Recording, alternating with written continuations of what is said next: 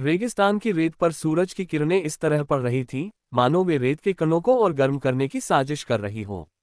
जैसलमेर से करीब 20 किलोमीटर दूर कुलधरा नाम का एक गांव था जो अब केवल खंडहरों और सन्नाटे का ठिकाना था। 200 साल पहले ये गांव हंसी खुशी, समृद्धि और जीवन से भरा हुआ था। पालीवाल ब्राह्मणों द्वारा बसाया गया ये गांव अपनी सांस्कृतिक और आर्थिक समृद्धि के लिए जाना जाता था। लेकिन एक रात साल 1825 में ये गांव रातों रात खाली हो गया। कोई नहीं जानता कि क्या हुआ। लोग कहते हैं कि गांव वालों ने जाते समय इसे श्राप दिया था कि जो कोई भी यहां बसने की कोशिश करेगा वह बर्बाद हो जाएगा। आज 2025 में कुलधरा गांव की कहानी दुनिया भर में फैल चुकी थी। लोग इसे मृतकों का गांव कहते थे। पर्यटक इसे रहस्यमयी कहानियों और भूतों की अफवाहों के लिए देखने आते थे। लेकिन इस गांव में कुछ ऐसा था जो अब तक किसी ने नहीं समझा था। ये कहानी उस रहस्य की है जो न केवल कुलधरा को बल्कि पूरी दुनिया को एक अभूतपूर्व संकट में डालने वाला था। अविनाश एक 32 वर्षीय पुरातत्वविद दिल्ली से जैसलमेर आया था। उसे प्राचीन सभ्यताओं और उनके रहस्यों का जुनून था। कुलधरा की कहानी ने उसे बेचैन कर रखा था। उसने सुना था कि इस गांव में कुछ ऐसी शक्ति छिपी है जो समय और स्थान को मोड़ सकती है। अविनाश के साथ थी उसकी दोस्त और सहकर्मी माया, जो एक भूवैज्ञानिक थी। माया को रेत के नीचे छिपे भूगर्भीय रहस्यों का पता लगाने में महारत थी। दोनों ने कुलधरा में एक सप्ताह बिताने का फैसला किया था ताकि इस गांव के रहस्यों को उजागर कर सकें। पहली रात जब वे गांव के खंडहरों में डेरा डाले हुए थे, रेत के नीचे से एक अजीब सी आवाज सुनाई दी। यह कोई हवा का झोंका नहीं था, बल्कि एक गहरी, गूंजती हुई सिसकारी थी, जैसे कोई बहुत पुराना रहस्य जाग रहा हो। माया ने अपने उपकरण निकाले और मिट्टी की परतों का विश्लेषण शुरू किया। अविनाश, यहाँ की मिट्टी में कुछ असामान्य है। इसमें कार्बन की मात्रा सामान्य से कहीं ज्यादा है और कुछ धात्विक तत्व भी हैं जो इस क्षेत्र के लिए अनोखे हैं। अविनाश ने एक पुराने घर के खंडहर में प्रवेश किया।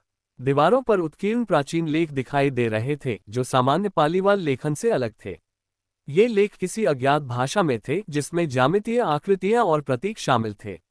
माया, ये देखो, ये लेख, ये सामान्य नहीं है। ये किसी प्राचीन सभ्यता के हो सकते हैं जो पालीवालों से भी पुरानी हो। उसी रात जब चांद आसमान में चमक रहा था, गांव के बीचों बीच एक पुराना कुआं दिखा। कुएं के पास एक पत्थर था जिस पर एक चेतावनी लिखी थी, जो इस कुएं में उतरेगा वह मृतकों के साम्राज्य में प्रवेश करेगा। अविनाश और माया ने एक दूसरे को देखा। माया ने हंसते हुए कहा, यह तो बस डराने की बात है। शायद स्थानीय लोगों ने पर्यटकों को आकर्षित करने के लिए लिखा हो। लेकिन अविनाश का मन बेचैन था। अगली सुबह दोनों ने कुएं की जांच करने का फैसला किया। उन्होंने रस्सियां और टॉर्च लेकर कुएं में उतरना शुरू किया। कुआं गहरा था और उसकी दीवारों पर नम मिट्टी और काई जमी थी। नीचे उतरते समय अविनाश को एक अजीब सा ठंडापन महसूस हुआ, जैसे कोई अदृश्य शक्ति उसे छू रही हो। माया ने अपने उपकरणों से हवा का विश्लेषण किया और चौंक गई। अविनाश, यहाँ ऑक्सीजन की मात्रा सामान्य से कम है, लेकिन कोई जहरीली गैस नहीं है।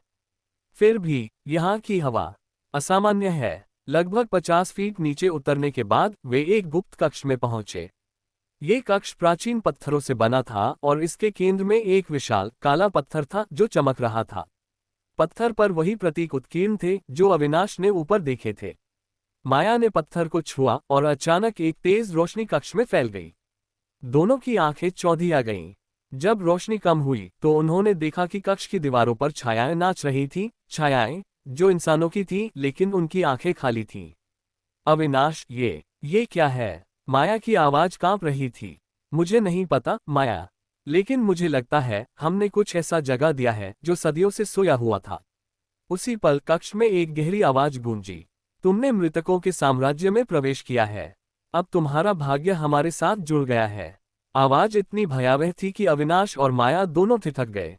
लेकिन इससे पहले कि वे कुछ कर पाते, कक्ष की दीवारें हिलने लगीं और रेत का एक तूफान उनके चारों ओर घूमने लगा।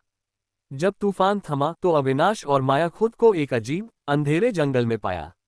ये जंगल कुलधरा के रेगिस्तान से बिल्कुल अलग था। यहाँ पेड़ काले और मुड़े हुए थे और हवा में एक अजीब सी गंध थी। उनके सामने एक आकृति प्रकट हुई, एक पालीवाल ब्राह्मण की तरह कपड़े पहने, लेकिन उसका चेहरा धुंधला था। मैं कुलधरा का अंतिम पुजारी हूँ, उसने कहा। सदियों पहले हमने एक प्राचीन शक्ति को नियंत्रित करने की कोशिश की थी जो समय और मृत्यु को मोड़ सकती थी। लेकिन हम असफल रहे और उस शक्ति ने हमें नष्ट कर दिया। अब वह शक्ति फिर से जाग रही है और अगर इसे रोका नहीं गया तो ये पूरी दुनिया को मृतकों के साम्राज्य में बदल देगी। अविनाश और माया को समझ नहीं आ रहा था कि क्या करें। पुजारी ने बताया कि काले पत्थर में एक प्राचीन शक्ति बंधी है जिसे पाली वालों ने गलती से जगा दिया था। उस शक्ति ने गांव को रातों रात वीरान कर दिया था और अब ये पूरी दुनिया को नष्ट करने की ओर बढ़ रही थी। हाँ, पुजारी ने कहा, लेकिन इसके लिए तुम्हें मृतकों के साम्राज्य में जाना होगा। वहां एक प्राचीन मंदिर है जहां इस शक्ति को फिर से बांधा जा सकता है। लेकिन सावधान रहना, क्योंकि वहां समय और वास्तविकता का कोई नियम नहीं है। अविनाश और माया अब एक ऐसी यात्रा पर थे जो न केवल उनके लिए बल्कि पूरी मानवता के लिए निर्णायक थी। क्या वे उस प्राचीन शक्ति को रोक पाएंगे? क्या वे मृतकों के साम्राज्य से वापस लौट पाएंगे, या कुलधरा का श्राप उन्हें भी निगल लेगा? ये कहानी यहीं शुरू होती है। मृतकों का गांव अब केवल एक वीरान जगह नहीं था, बल्कि एक ऐसी शक्ति का केंद्र था जो दुनिया को बदल सकती थी।